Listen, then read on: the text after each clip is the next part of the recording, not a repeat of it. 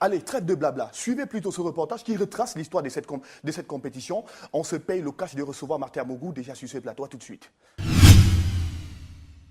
Il faut remonter dans les années 1957 pour voir l'organisation de la première CAN en terre soudanaise, une compétition créée à la sortie du 3e congrès de la FIFA à Lisbonne. Un congrès où prenaient part 4 Africains, parmi lesquels l'Égyptien Abdelaziz Abdallah Salem, qui voit sa volonté de créer une confédération africaine de football être déboutée en raison d'une faible participation des États africains à ce congrès. Nous sommes en 1956. C'est donc après son courroux à la sortie de la salle que la FIFA réagit favorablement à sa demande. Un an plus tard, la première édition qui se déroule sans phase éliminatoire dans un stade de 30 000 places construit pour accueillir les 4 nations membres de la CAF, dont le Soudan, l'Égypte, l'Éthiopie et l'Afrique du Sud. Seulement 2 matchs sont disputés, une demi-finale et la finale entre l'Égypte et l'Éthiopie, en raison de la non-participation du pays arc-en-ciel. Les Pharaons remportent donc la première édition et reçoivent le trophée Abdelaziz Salem, un trophée fait de bronze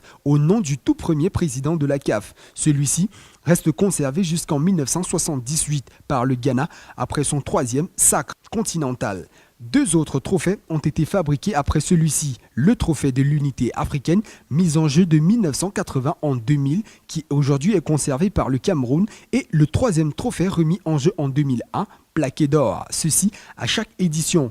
Une coupe dessinée et fabriquée en Italie par les concepteurs du trophée de la Coupe du Monde de FIFA, caractérisé par un tour du haut de laquelle il y a un globe où est incrustée l'Afrique. De 1957 en 2013, 3 pays africains se sont distingués en remportant de nombreux trophées. L'Égypte arrive en tête avec 7 titres. Elle talonne de près le Cameroun ainsi que le Ghana qui compte chacun 4 titres. Comme il est de tradition, la CAN se dispute tous les 2 ans en Afrique. Mais depuis l'édition en 2013, remportée par le Nigeria, la compétition se dispute désormais dans les années impaires, de peur qu'elle ne coïncide comme auparavant avec la Coupe du Monde. L'édition 2015 a vu 48 équipes s'affronter au cours des éliminatoires pour 16 équipes qui challengeront dès le 17 janvier prochain. Voilà. Ce reportage nous édifie, tout simple, parce que quand on le regarde, on se rend compte que l'histoire de la Coupe d'Afrique des Nations est assez grande. Oui.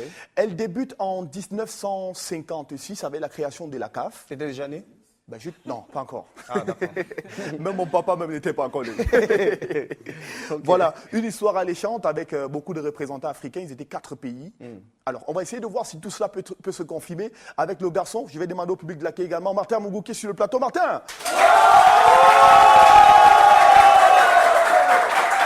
Bonsoir, monsieur. Bonsoir, Romaric. Bonsoir à toi, Jean Toussaint. Bonsoir. J'ai dit bonne année à tous qui nous regardent depuis Kampala, Djibouti, Dakar, mais aussi Londres, Birmingham, Tokyo. Bonne année à tous et bienvenue une fois de plus sur Histoire du Continent. J'espère que ton ami Oyongo Bitolo a compris le message, lui qui va jouer avec les Lions du Cameroun dans quelques jours. Effectivement, j'espère qu'il nous regarde et qu'il va faire une belle Coupe d'Afrique. Je le lui souhaite de tout cœur. On va commencer par demander à Martin s'il peut nous confirmer cette information. Martin, dans ce reportage en images, on nous dit que l'histoire de la Coupe d'Afrique des Nations débute en 1956 avec la création de la CAF et en 1957, on a la première édition. Tout à fait. Tout a commencé avec un bémol, avec celui qu'on appelait Abdelaziz Salem, l'Égyptien. Mais il faut tout de même planter le décor pour dire que l'histoire de la Coupe d'Afrique des Nations, parce qu'elle est faite par les hommes et qu'elle retrace logiquement la mémoire des hommes, ressemble aussi à la vie des hommes. Ça veut dire qu'il y a des moments au cœur de cette histoire où on peut pleurer, mais aussi au cœur de cette histoire, on peut rire. On peut pleurer comme le cas du Togo, en 2010 en Angola, qui a perdu plusieurs membres de l'équipage. Mais cette histoire, comme vous le dites, commence effectivement et plante le décor à partir de 1957. 1957 qui reste une date mémorable et doublement historique pour l'Afrique. L'Afrique qui va dire oui à une culture universelle, c'est-à-dire le football, et qui, soi-disant, est née en Angleterre. Mais cette première édition sera inaugurée au Soudan grâce au Premier ministre soudanais, c'est-à-dire dans un stade où on a conçu de 30 000 places. Et va rassembler les 4 premières nations qui ont participé à la création de la Confédération africaine de football. Et parmi les 4 nations, on note le Soudan, l'Éthiopie, l'Afrique du Sud et l'Égypte. Voilà. L'Afrique du Sud va être disqualifiée pour des problèmes de racisme parce que nous sommes là au cœur de l'apartheid. Mais grâce au talent ingénieux de Mohamed Adali, le génie de l'homme fera de lui le tout premier meilleur buteur de l'histoire de la Coupe d'Afrique des Nations, avec 4 réalisations. avec Super. 4 réalisations, soit 4 buts marqués au cœur de cette tête finale. Ouais. Et par là, l'Égypte devient le tout premier champion de l'histoire de la Coupe d'Afrique des Nations. Il récidive d'ailleurs 2 ans plus tard, c'est-à-dire en 1959. Ouais. 1959, mais aussi le Ghana viendra en coup de force et va appeler en profondeur pour faire pression sur l'Égypte dans les années qui vont de 1963 à 1970. Le Ghana jouera 4 finales avec 2 sacres à la clé. Et il faut noter que de 1957 à 1965, on assiste là, on verra 5 coupes et 5 éditions de la Coupe d'Afrique des Nations. Ça, c'est super. On dirait qu'il nous a replongé un tout petit peu dans cette histoire, tout ça. Tu t'y retrouves? Et bien sûr, quand dans cette décennie 70, le Zaïre est le premier pays d'Afrique noire à participer à une phase finale de la Coupe du Monde. Oui. Mais on note tout de même dans cette histoire une interférence politique, notamment en Libye en 1982. Pour reprendre ton propos, interférence politique. Ne jetons pas toujours l'anathème sur l'Afrique. Je ne suis plus de je ne sais pas qui t'a envoyé tout ça. Il faut faire attention. Alors, mais il faut rappeler.